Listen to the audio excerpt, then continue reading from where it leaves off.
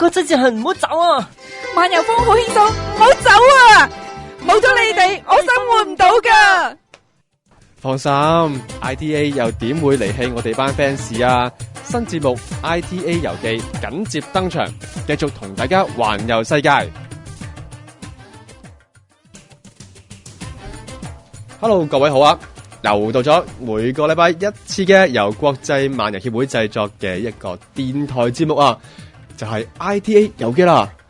我係 Heidi 啊，我係 Kelvin 啊。咁今集咧都好開心啊，又係咧講一啲咧，其實之前講過一次嘅，咁啊只係一次嘅啫。咁啊跟住就隔好耐啦，就冇乜嘉賓或者係即係再去啊，或者我哋請到上嚟啦。我睇呢個消息有一次咧，你知道我哋係講每個月總有一次嘅漫遊月經㗎嘛？講咗成半個鐘嘅。係啦，咁但係我哋個個都係冇去過噶嘛。但係可以吹到半個鐘。係啦，就係由一套電視嘅紀錄片，然之後就引發出嚟，然之後我又話自己又睇一本有關阿富汗嘅書啊咁樣啦。我又有搭爹咧，我又睇過咁樣咧。係啦，所以就嗰笪地方你講咗啦，阿富汗啦，頭先係咩？係啊，阿富汗嘅書，不過唔緊要啦，因為其實我同你都好想去嘅地方嚟嘅。咁啊，但係今日兩位嘉賓啦，即係我哋嘅前輩，亦都係我哋嘅 IT 嘅顧問。係，我係黃浩東，各位好。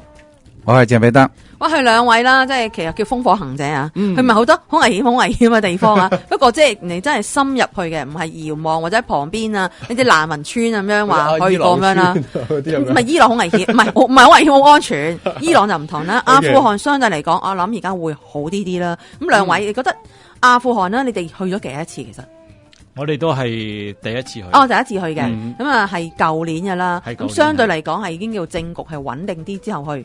咁所以你哋覺得係咪真係好似之前有個好似冇介紹阿富汗我哋？佢哋又好似冇講過嘅咩？咁啊，即係算啦。有嘅係咪啊？有講過，冇入過去啊？有介紹阿富汗，我唔太記得啦。咁所以睇唔睇都係差唔多，真係，即係同埋好多好 confusing 嘅 mislead 啊。呢個我冇講嘅，係啊，呢個係 KC 自己講啊，我冇咩噶，我冇意思啊。OK。咁所以咧，其實既然咧兩位嘉賓去咗阿富汗，去咗幾多日啊？嗰次12日。12日，呢個我想問阿富汗呢，其實而家政局叫相對嚟講叫穩定啲啦。係啊，其實簽證難唔難呢？好難，好麻煩啊！其實我哋大家知道咧，去阿富汗啲地方咧，梗係我哋嘅天時冷去好啲啦。咁但係我哋點解會揀到6月咧？就係因為原本我哋係4月去嘅諗住，咁但係由於簽證咧出現咗問題。咁所以先至改咗褪咗去6月。點解出問題咧？就係特區護照簽唔到。咁啊唔係話特區而係中國護照。即係中國嘅護照啦，特區啦，同埋台灣啦，即係凡親係中國人有關都簽唔到。咁 BNO 啊，用 BNO 啦。係，但係當時我哋唔知噶嘛。我哋俾咗佢簽，而嗰個當地嘅旅行社咧，亦都唔知。因為佢有時接到啲團咧，就係外國人嚟嘅，佢都有啲即係幾個人咁，唔係好大團嘅，從來冇話一個大巴士嗰啲團20-30人咁冇嘅，即係幾個啊，3幾個啊咁樣。咁佢哋不停咁簽證冇問題，比如法國啊、英國啊、美國啊咁樣吓。咁但係佢就未簽過中國啊嘛，所以我哋俾 SAR 佢簽咧，佢就攞咗入去。攞咗入去，你唔簽咪話俾我哋聽啊嘛？佢成個月先至講，阻晒我哋啲時間，到差唔多嘅時候，佢先話喂唔得咁樣。外交部話咁點解咧？我哋冇得解釋嘅，所有中國嘅 passport， 即係中國人啊，即包括香港、台灣、中國大陸啦吓，即係都唔簽。哇！其實我成日想問咧，就係有啲中東地方啊、非洲地方，唔係同中國都有唔錯嘅邦交嘅咩？我聽講咧，後嚟聽講話咧，就係好多中國人喀布爾喺阿富汗做生意或者做其他嘢啦。咁而有啲人咧就仲有中國餐館添，好多中國餐館。咁但係咧，中國餐館入邊咧，可能有啲嘢係違法啦。咁嘅意思即係令到咧阿富汗政府咧就喂趕晒佢哋走咁樣吓，咁就唔再簽俾佢哋入境咯。咁即係其實有陣時都好難講啊。始終去一啲比較未行咁明朗嘅國家咧，即係我會覺得你真係睇下自己好唔好彩。佢嗰時中意簽咪簽，唔簽就你再等下啦，等第時去啦。唔緊要啦，兩位即係始終都終於千辛萬苦咁入到去阿富汗啦。我想問阿富汗啦，其實你哋即係其實我哋大家未人去之前咧，你兩位有冇覺得死好危險啊，好驚啊，或者係一啲會覺得係咪周街都係荷槍實彈嗰啲，譬如聯合國啊、NGO 啊，或者好多人咁樣咧？我哋未去之前呢，就已經心理同生理都有準備噶啦，就係話明知呢啲地方係仲係有戰爭未平復啦，咁所以我哋就同接待嘅單位咧就一早講好咗咧，就嗰個保安嗰度希望你哋做到+01，就唔希望有咩意外，因為咧如果外國人喺佢當地度發生咗事之後咧，就唔係淨係嗰個接待單位嘅問題啦，而係話如果再不幸話有人傷亡嘅話咧，就變咗係兩個國家即係嘅外交事務啦。因為如果有人傷亡出咗事啊，咁一定係要驚動到當地嘅中國使館啦。咁變咗咧就係你阿富汗同埋中國兩個國家嘅外交事務，即係我哋又唔想搞到咁複雜啦。咁所以變咗就係未出發之前呢，一路同接待單位咧已經講好咗，保安嗰度你盡量做到+01。即係你計埋喺個成本在內，即係你報個價錢咁我聽，咁所以我哋即係去到當地咧，個保安做到非常之嚴密。咁啊，每日咧，我哋由酒店出去出邊玩咧，前後係保安車，荷槍實彈，咁啊，整日係同我哋喺出邊行，咁然之後咧，到夜晚咧就送到我哋翻酒店嗰為止。所以我哋就好彩，亦都喺嗰段時間冇即係遇到發生啲咩特別嚴重嘅事情啦。咁但係睇唔睇到係真係市面嘅一啲情況，或者接唔接觸到平民嘅其實係有，我哋喺市面上係見到有好多即係本地人啦，即係佢哋見到有外國人嚟，佢哋都想即係睇下我哋啊，或者係同我哋say hello 啊咁樣。咁但係咧。因為保安嘅問題咧，就係嗰啲士兵咧，即係同埋我哋出去嗰啲咧，佢哋就盡量係唔俾嗰啲本地人即係埋我哋度，咁咧就只可以話揮下手算數啦咁樣。咁本地人嗰個市面咧係有啲地方比較差啲，即係因為戰爭未完咧，仲好多地方係打到崩崩爛爛啦。咁但係你冇辦法，仍然係有人家喺度住，仍然要生活。咁市面上咧有啲地方係好破爛，即係周地都係嗰啲瓦礫啊、污水啊，咁因為你戰爭就係咁樣啦，咁所以變咗去到我哋親眼睇到，先至即係相信話係即係打得咁嚴重咯。我上次睇嗰個紀錄片咧，嗰個 BBC 女記者咧，咁佢曾經形容過一笪地方嘅人咧。其實即係仍然係處於一個好緊張嘅狀態嘅，啲人係出到街之後咧，大概3個字左右，15分鐘咧，就梗係要翻屋企要走噶啦，唔可以逗留得太耐嘅。點解？驚有人即係俾埋警察。有危險係啦，即係可能會係塔利班。任何啦，即係可能係打仗又好，或者係個治安問題都好，都唔會逗留喺街上太耐。咁即係睇見市面上面呢啲人咧，會唔會係都係即係匆匆忙忙咁樣，就係唔想話再逗留喺度啊？咁樣咧，其實係又冇乜見到咁嘅現象啦。咁譬如我哋去到街市嗰啲地方啊，走去睇人啲買賣啊咁樣，嗰啲本地人亦都係即係好似平常一般生活咁樣啊，即係佢需要去買嘢，佢就走去買嘢。咁有啲人就如果佢有能力嘅，譬如話佢自己可以做少少啲小買賣啊咁樣，佢仍然咧就係即係開個細嘅鋪頭喺度賣自己嘅嘢。咁但係咧就係物質唔係咁多咯，就比較缺乏啲咯。多唔多？我哋其實咧，我去好多地方啦，都好多咧，我哋祖國嘅物品喺度嘅。咁我想問咧，阿富汗咧多唔多我哋嗰啲 Made in China 嘅日常用品啊，衫褲鞋襪咧喺度啊？都有中國嘅產品，應該係好多噶，我覺得應該係，因為始終都係比較價錢平啲啦，大眾化啲啦。咁我想問啦，其實嗰啲塔利班倒咗台之後啦，因為咁佢本身佢而家塔利班佢根據地就係坎大哈嘛，咁佢本身而家係譬如你首都啦，喺首都喀布爾，咁我啲居民咧其實會唔會啊？好似譬如已經塔利班已經係叫倒咗台啦，咁佢哋日常生活以前咧，我就會睇電視啊咁樣見到啲女士咧就會去個罩袍係有別於其他地方噶嘛，係由頭撈到落尾，只係個面有幾對窿，有幾窿，有幾個疏罅，細細地嘅窿咧，氣我都覺得唞唔到氣咁滯，好似咁，即係會唔會係仍然台街都係咁樣嬲住呢啲咁嘅罩袍，定係可以已經夠膽揭起佢哋嘅面紗，大家露個面出嚟咧？我哋睇到咧就係一般成年嘅女性咧。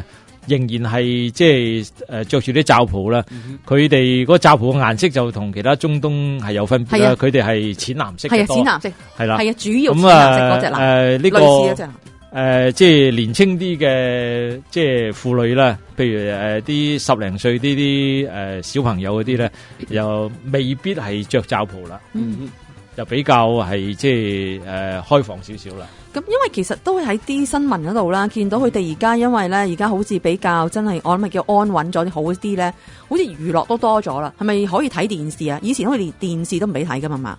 係因為塔利班控制咗個首都之後咧，嗰陣時係好多限制啊。佢譬如話女士們係唔准做嘢，唔准接受教育。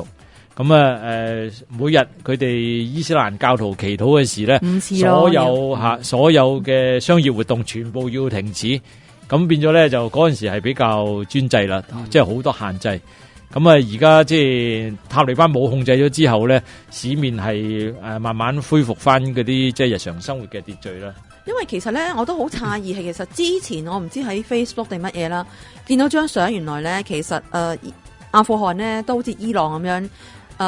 幾十年前呢啲女士咧都係好西化嘅，冇錯，都係着歐美嘅髮型啊、短裙啊，原來係可以着比基尼去，唔係即係三點式或者係比較暴露少少嘅泳衣啊，大家可以喺沙灘游水嘅。即係我冇諗過，原來塔利班上場之後咧，原來係直情係變天咯，係完全360度係完全徹底改變咗咯。咁我想問而家啦，譬如我喺伊朗，其實咧我係游過水嘅沙灘。我想問你喺阿富汗咧，其實有冇機會咧有沙灘，或者見到有啲女士，或者去一啲譬如一啲都係分開男女嘅泳池啊？有冇見到有啲咁嘅嘢啊？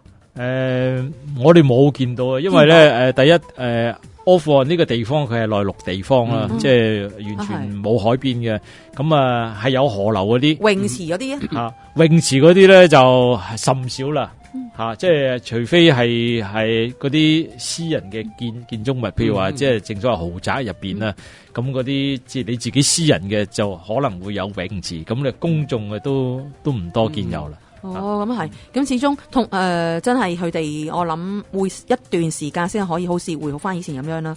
我想問咧，其實你哋好似都冇乜機會同嗰啲市民接觸咧。我仲想問你哋有冇機會同佢哋傾話，夠膽同傾下佢哋對塔利班倒台之後嗰個意見啊，或者係咪覺得係而家覺得係自己而家已經好安穩咗好多嘅生活咯？一般市民咧，有個問題咧，就唔係。即係大部分人識英文，即係一般平民百姓咧，就多數都唔識英文嘅。咁係接我哋單位嗰啲幾個人咧，就先至係即係明白，先係識英文嘅。咁變咗咧，就係你本地人咧，根本好難同佢溝通得到。想知道就係佢哋嘅語言係咪講波斯語噶？係佢哋係呢個波斯語同埋佢哋印歐語系嘅。阿富汗係講波斯語噶？我你咪睇個電視節目咧？係啊。我唔知阿富汗係講波斯語啊。咁係咪同佢哋歷史有關啊？佢哋根本阿富汗係波斯嘅一部分嚟噶嘛？以前我唔知啊，因為伊朗專家。所以比如話我哋而家你買嘅波斯貓咧，長毛貓就喺阿富汗。即係如果你望咧，就望到阿富汗。咁你見到阿富汗咧，你會發覺啊，咁又話波斯嚟嘅貓，係啊。咁但係你明白阿富汗係波斯帝國東部嘅一個省份嚟嘅啫嘛？以前係。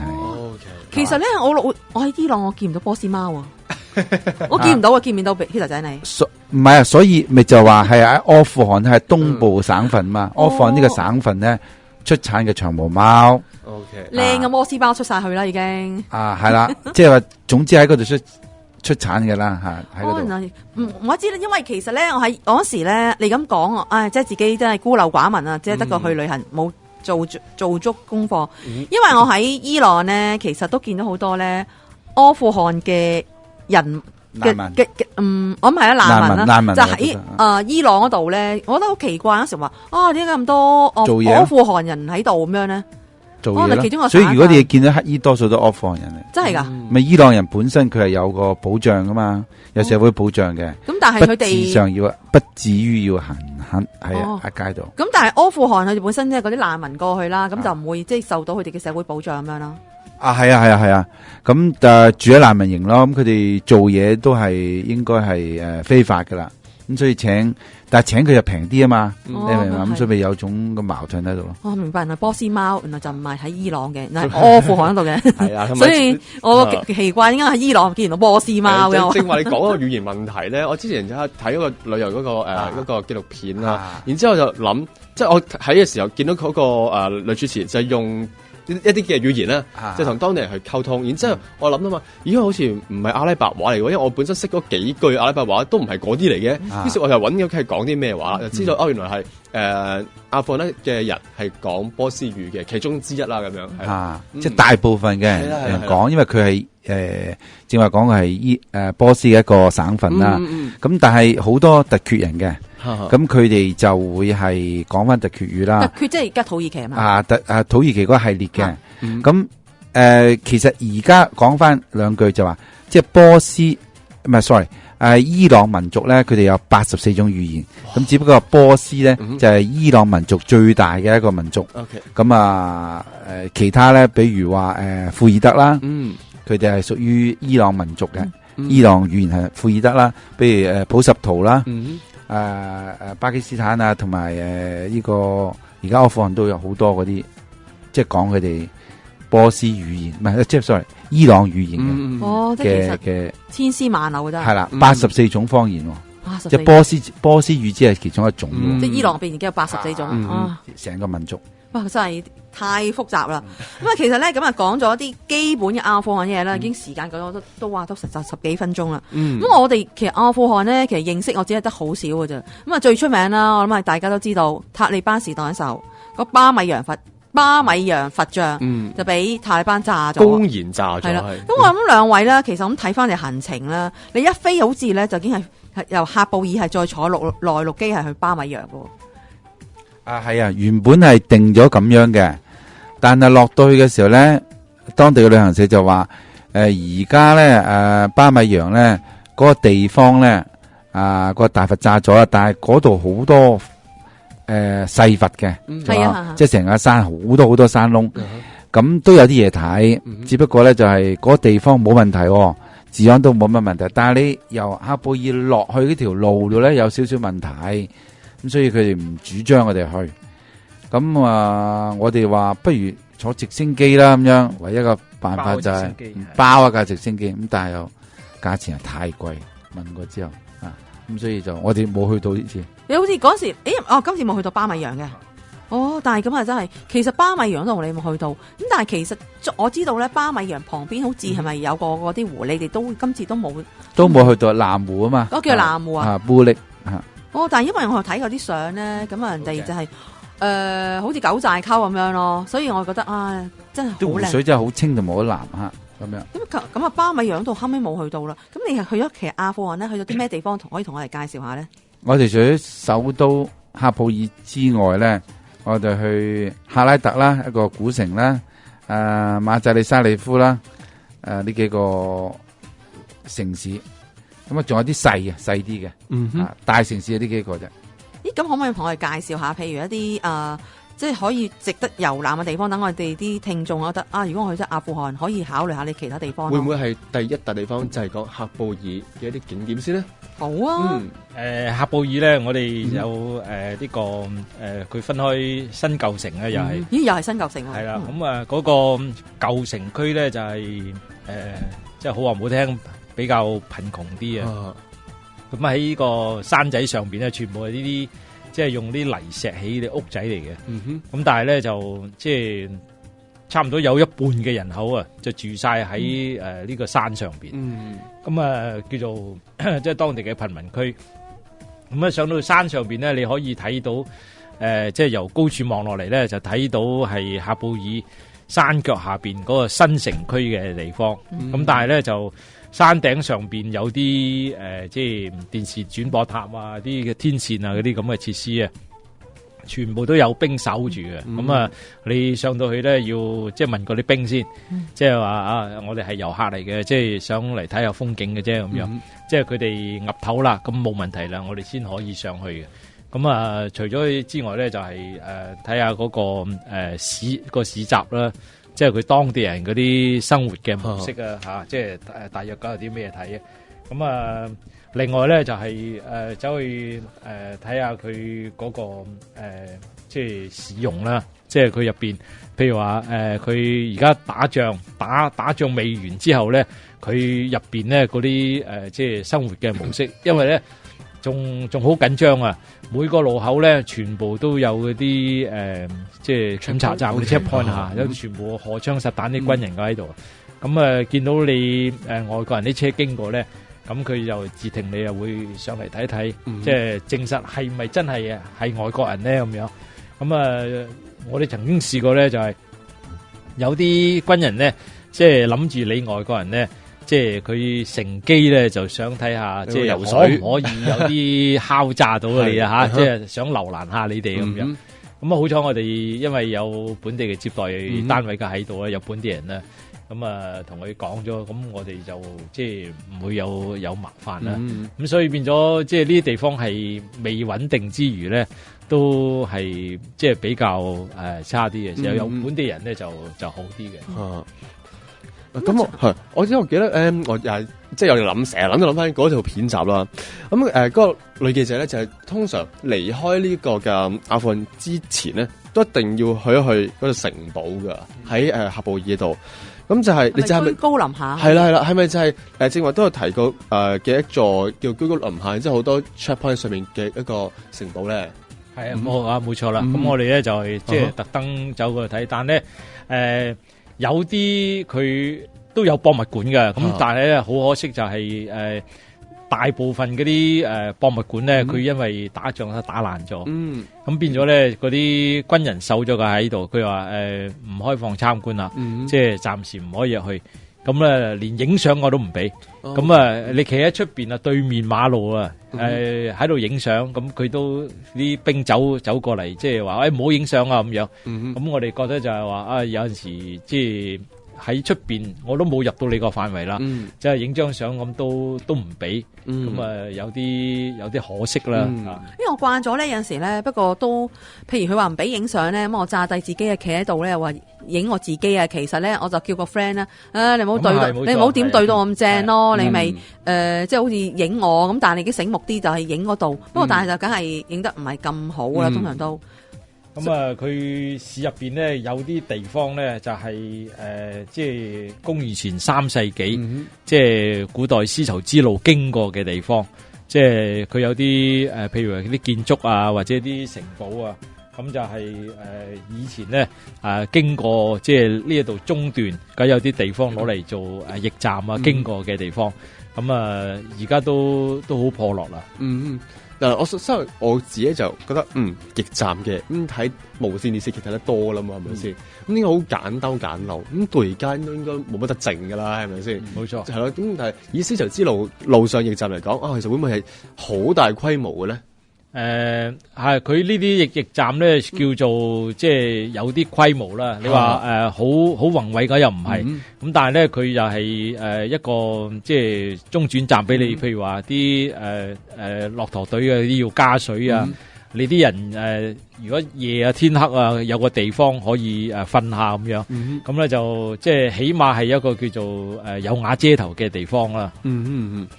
係喎，我想問下喺市集嗰度，其實有啲乜嘢賣？因為我想知道其實有物資咧，會唔會真係唔算話好多嘅？係咯，食物啲平時食物充唔充裕咁樣？我哋外國人咧就好啲，因為咧第一我哋預早係book 好晒訂好晒啦，即係每個點我哋去到邊度咧，佢預早即係準備晒嗰啲食物啦。咁你喺市集咧就基本嘢，即係我哋係即係好難接受啦。即係佢係即係普通本地人用嘅嘢，我哋亦都睇唔上眼啦。嚇，即係譬如衫褲鞋襪嗰啲係好比較差劣啲嘅嚇，即係質素唔好啦嚇，款式又唔好啦。咁我哋就唔會即係唔會睇得放在眼內啦。咁但係咧，本地人嚟講咧，叫做聊勝於無。咁仲有一樣嘢就係話，我哋明知去呢啲地方咧，物資一定係好缺乏嘅。咁我自己仲特登將屋企多餘唔要嘅嘢，即係唔係爛嘅，即係話咁我多咗出嚟，或者我用唔着嘅，咁我特登咧就帶去，即係不論係一個手套好，或者係一個水樽好咁樣，咁我就將嗰啲係派俾當地啲小朋友。咁我明知啲地方就係你有錢都冇用，係冇得買嘅。咁啊，譬如話啲糖果啦咁樣吓，你啲小朋友見到你外國人嚟，佢眼光光咁望住你咁，你見到佢，你俾啲請佢食啲糖果啦咁樣。咁變咗呢啲嘢咧，係即係我哋一早已經知道。即係話你喺當地係冇得買嘅，咁我哋倒不如就去到即係俾下啲小朋友。呢個我想問咧，啲小朋友多唔多咧？譬如你同你哋影相啦，又好似有啲地方咁樣都會問你哋俾嘢食啊，問你攞錢啊，即係主動咁問遊客攞嘢啦。佢就係唔會問你攞錢嘅，但係咧你即係影咗相咧，佢就好希望，佢個眼神就係睇到好希望話你有啲乜嘢嘢可以俾到佢。咁所以我哋就係話將屋企剩餘嘅物資多餘出嚟嘅，不論食嘅好，小玩意好，呢個衫褲鞋襪好，我哋帶得到嘅，我哋就盡量帶一啲去到，就係派俾呢啲小朋友啦。我自己又幾中意係派啲我哋可能平時去旅行嘅時候喺酒店攞嘅啲牙刷啊、番梘啊。冇錯，係任何你一個人平常用到嘅嘢咧，佢哋都好缺乏嘅。匯極有時我都會有一啲物資咁樣，譬如咧有時香港話齋用唔着啊，點樣咧，咁啊儲埋隻細件咁去到咁樣送俾一啲或者有緣人啦，大家緣分一齊咁樣見到咁啊送少少禮物啫咁樣。OK 啦，咁上半集咧時間差唔多啦，咁等下半集時候，除咗我哋呢個阿富汗首都喀布爾之外，睇有啲其他嘅景點可以同大家分享下啦。